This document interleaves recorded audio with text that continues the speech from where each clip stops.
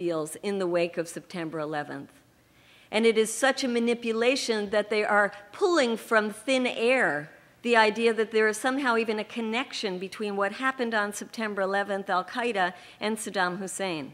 And I'm sure I don't have to convince anybody in this room that Saddam Hussein is not one of the better leaders in this world today. Certainly, the world would be better off if people like Saddam Hussein were not in power. But it is not our job to go to other countries and assassinate, kill, or bomb other leaders because we don't like that. In fact, wouldn't that somehow give a green light to a lot of people around the world who don't like George Bush to come here and assassinate George Bush or to bomb us in this country because they don't like George Bush?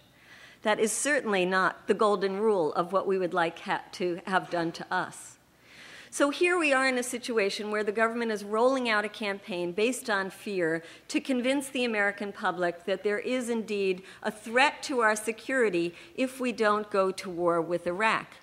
And I find it fascinating that most of the mainstream media has been buying the rhetoric of the Bush campaign. But there are holes here and there, and those holes are starting to shine through. And somebody sent me one of them yesterday that I just have to read to you because I find so astounding. And what's particularly astounding about it is that it is coming from the Star Tribune in Casper, Wyoming. And the title of it is Bush Doctrine Planning Global Dominance, War for Oil. The first paragraph says, the United States has entered one of the darkest phases of its history.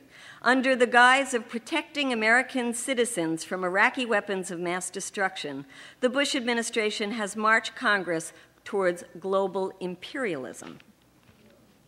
This is the Star